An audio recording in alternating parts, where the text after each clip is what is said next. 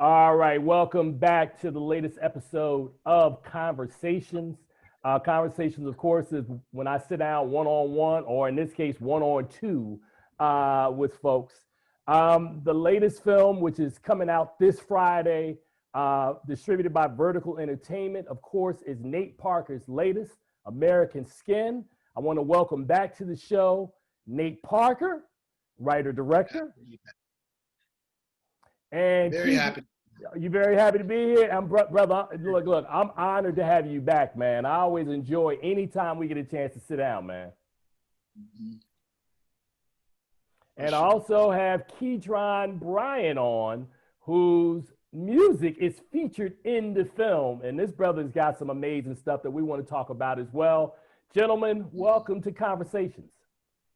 Thank you for having us. Thank you for having us.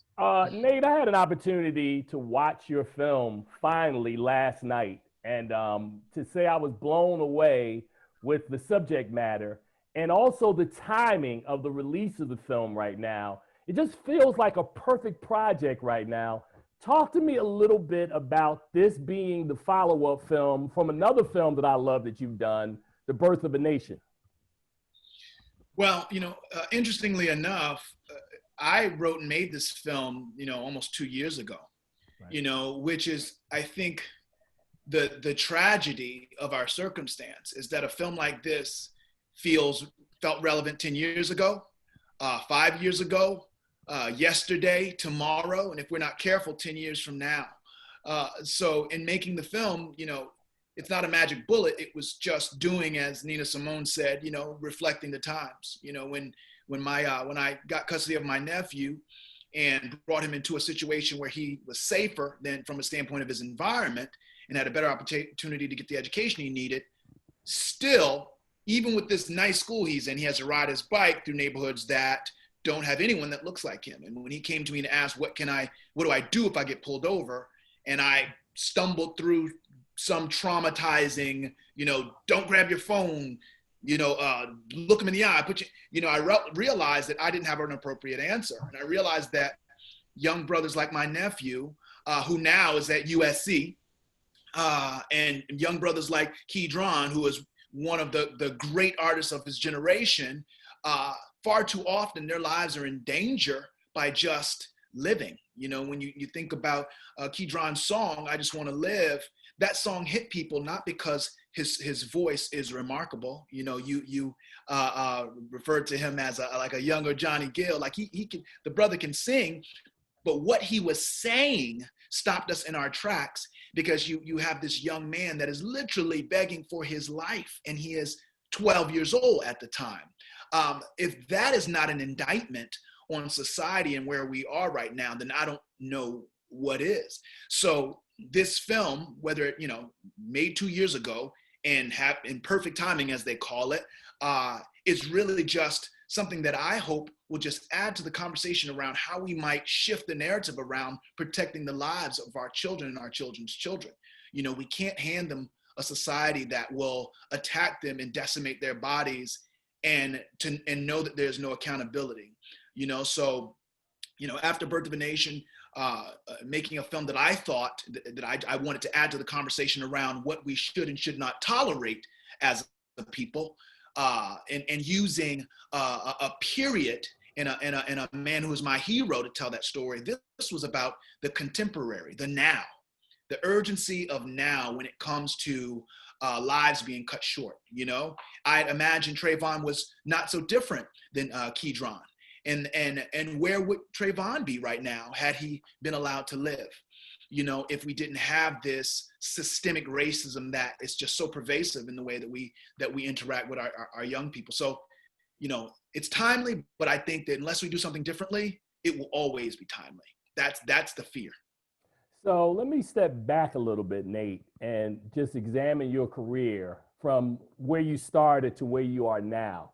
And I remember, man, and we heralded you for films like Pride and The Great Debaters and Arbitrage and some of these other things. I'm not even going to ask what happened. I just want you to kind of describe being a part of what we call this kind of mainstream Hollywood machine and then having the courage, man, to go your own way, to kind of hold the mirror up, man, to the audience to go, this is where we are right now, and these are the stories I want to tell. At what point did that click in for you, Nate? Well, I mean, it was somewhere between, I could give you 50 names off the top of my head, from Sandra Bland to Eric Garner, Right. To Michael Brown, that at some point I asked myself, when my great grandchildren asked me where I was and what I was doing, when our bodies were being decimated in the streets, I don't want to just say making money and making people laugh. And not to disparage anyone. It just hit me that I'm going to have some receipts. I'm going to have to be held accountable, even just to those behind me, for how I contributed. We think a lot about, the United States circa 1962 to 69, and you can ask people from that time period, what were you doing when this happened? Where were you when King gave his where do we go from here speech, or where were you? And I'd imagine the people that kept their head down and didn't get into the fight might be ashamed, regardless of how much money they had. And for me personally, I just hit a moment where I said, I need to contribute to the conversation, to the actions. The interesting thing about when we think about people like Dr. King is I'm 41. They had done everything they'd done, lived, changed the world, and died before they were even my age. So who am I to not put my ear to the ground and listen to my ancestors and try my best to do my part? I'm not the answer. I'm not a hero. I'm just a guy on a path that is giving a fragment of dialogue to hopefully what will be the solution. There are people on the ground every day doing the real work. You're doing the real work. As a journalist, you wake up every day and have to disseminate information about where we are and where we're going. So for me, I just decided, I told my team at some point, I said, the next skin I live in will be Nat Turner.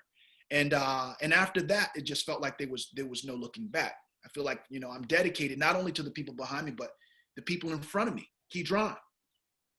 Now, speaking to Keedron, as you referenced earlier, I was teasing him about, you need to listen to some Johnny Gill, because Johnny Gill had a voice, man, that was so far beyond his years. Man, that brother sounded like an old man when he was your age.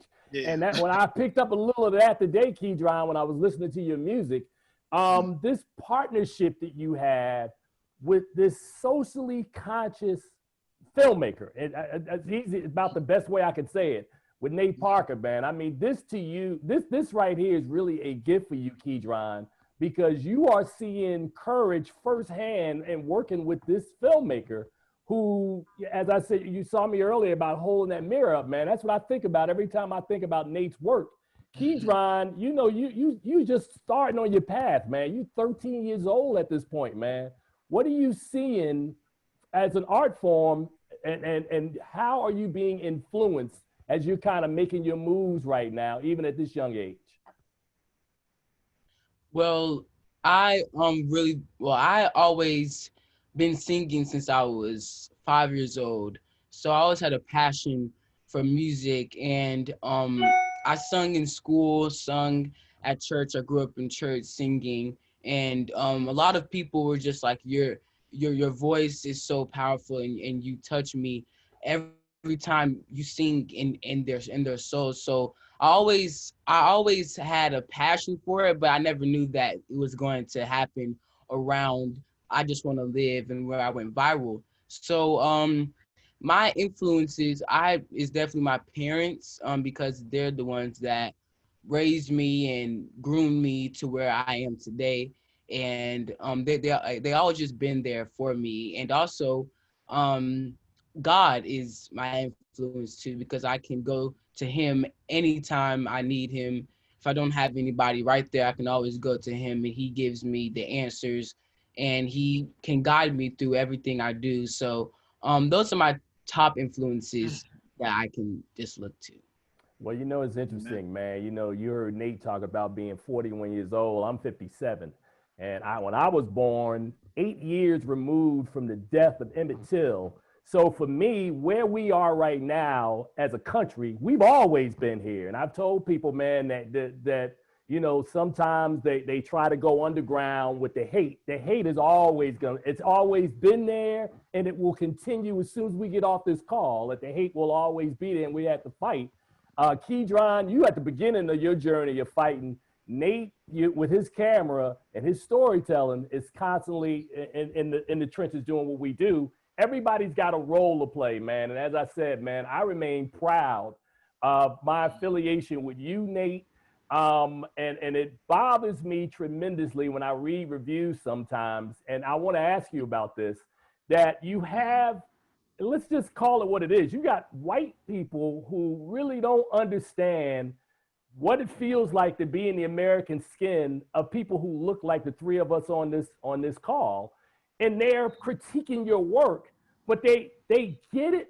And I've been in junkets, man, with folks like this who really don't understand what the struggle is about. How frustrating is that to you, Nate, when you're trying to get a point out to the general audience and you have these cultural gatekeepers who, for lack of a better term, will defecate on the work because they just simply don't understand it? Mm-hmm. You know, I've learned to control the things that I can control. I think, you know, 50 years from now, if I'm blessed enough to be around and I'm looking back on where we are as a people, I think the only thing that will matter are the steps that we've taken. Everything else is everything else, you know. As Keedron said, you know, I serve a God that puts destiny inside of each and every one of us. And, you know, far too often we talk about things that represent the darkness, but we don't really recognize that through the Lord we can command the light. Correct. You know, I go, you know, like I live at the 10,000 foot view, you know, where I look back, see what I've gone through, see how the Lord has brought me through things, how he's groomed me, how he has developed me and matured me. I look down to where I am, then I look forward on where I believe he wants me to go. Sometimes when you're on the ground and you're in the forest or you're in the trenches, all you can see are the trees in front of your face. But like I said, when you're really leaning on your faith, and you're locking arms with brothers like you, Tim, and brothers like you, Keedron, then all we can think about is the job that needs to be done. I mean, even as a filmmaker, there's so many obstacles, you know, and there's so many things you wake up and you're like, this didn't happen or that didn't work, but it doesn't matter because you know that the best version of that film might save a life. So the job becomes the job. You get to see things as the whole.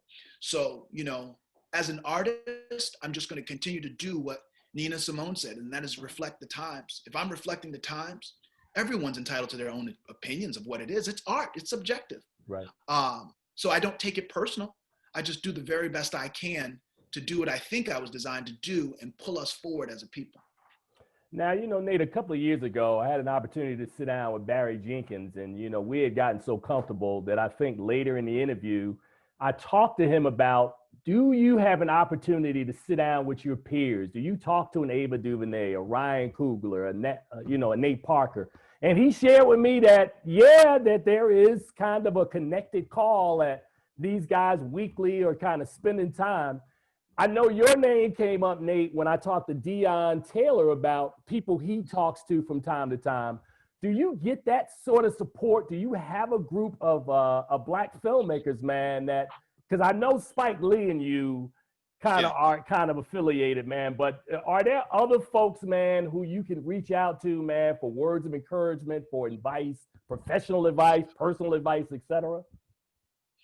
There is, and I think that we have to continue to do better.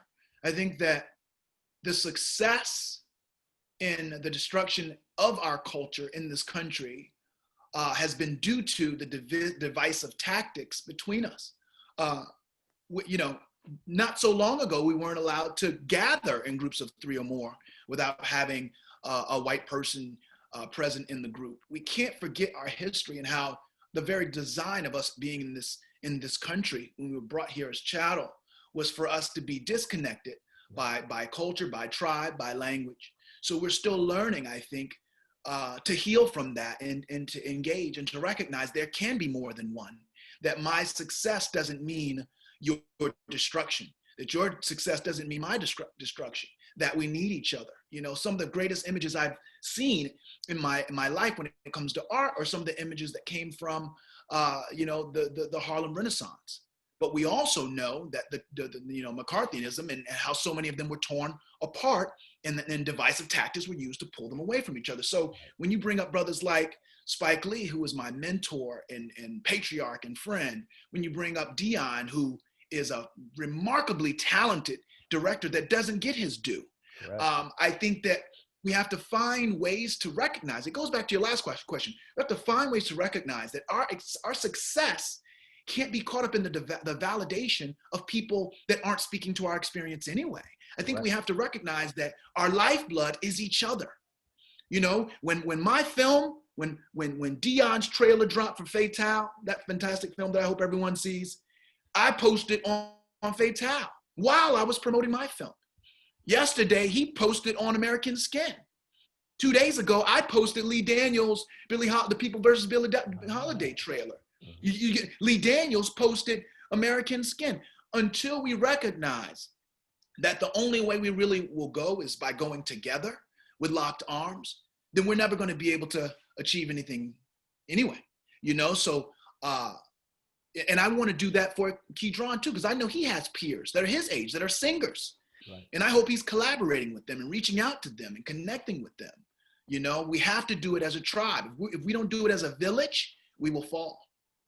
Now it's interesting, you know, every time we bring Keedron up, man, I'm not necessarily struggling, but I'm very interested in the path. And I know, Keedron, that you may not have the answers right now. And you, as you said, whether it's through faith, whether it's through advice, whether it's through inspiration, when you're an artist, man, whether it's music, whether it's film, you know, you got to get that inspiration somewhere, man. And what are you feeling right now? I know we're in a tense part, or we're going through a tense situation in our country right now. But I know that there are other elements of your personality that you want to expose. What are you feeling right now, Keedron, or do you even know? Yes, there is a lot going on in the world right now, and I feel that it's definitely wrong, and that I'm not like a politician or nothing, but I know that it's really unfair to Black people, that we can't go out and live, and we can't go out and just enjoy life without having to look over our shoulder and be cautious so much. And like, can I say this? Can I do that? When, like, Mr. Nate said, what do I do when I get pulled over? And some white people, they don't have to worry about that. And my parents have talks with me and my sister what we have to face when we go out outside my four walls. So it's definitely restrictions, which is really sad. And I feel that we definitely need to come together and change this, so that we can just all have equality and freedom in the world. There it is, man. So I'm ready to wrap it up right now. Nate, I would just say to you, man, brother, whenever you feel you got anything you want to promote, you know, whether it's American that we gave you a Black Reel Award for, whether it's major stuff, whether it's your indie stuff, this is where you need to be, bruh. Be with the folks who understand you, love you unconditionally, no matter what you're putting out there, man, and keep fighting the good fight, man, because I'm telling you, we don't have enough brothers out there, you know, making the sorts of films or telling the kinds of stories that you've been telling, man. So I look forward, much like I used to look at Spike Lee films back in the day. Every time he dropped one, it was an event. Nate Parker got a film coming out. Oh, this is an event. Well, thank you, brother. Thank you for those words, and know you will always have access to me, and know that we're out there, we're reading your work, we're following you, and we appreciate you for standing in the gap. Someone has to tell our story, and in the same way that I'm a storyteller, you tell the story, you get the message to the people. And far too often we have these interviews and we don't get to look at people like you that ask questions that speak to our culture. So, you know, and I know there's struggles in what you're going through. I know that white supremacy permeates every element of what we do. So as you push forward, know that you got me. I don't care where I go, how big or whatever I get, know that you have a direct connection to me. And I think I speak for my brother Keedron as well, because I'm gonna make sure that the mentorship goes down and that I'm supporting him and giving him wisdom. We only grow together. So you got me, brother, forever. Man, my pastor once said something in church that I never forgot. He said that every man should be mentored by a man and should be mentoring a man. And that's all we can do, man. Everybody's got to take their own step. And I will say finally to you, Nate, it's still, every time I see you, I think about being in that auditorium when your film premiered back in 2016 and the roar and how the place just shook. Haven't seen it before with any other film and haven't seen it since, man. So to me, you always a hero, brother. That film. Thank you, brother. Brother, you guys take care. Keedron, it is wonderful meeting you. I look forward to whatever you got coming down the pike. I don't know what it is. Even if it's something like, Be Happy. I'm going to check it out, man. But check out Johnny Gill, Keedron, and you'll see what we're talking about. Nate, brother, salute to you, man. Continue fighting the good fight, brother. Love you. And we'll have you, hopefully you'll be back at some point in the future, man. But you take care, brother, and keep doing what you're doing, Nate. Thank you, brother. Bye-bye. All right. You take care, man. Bye-bye. Bye.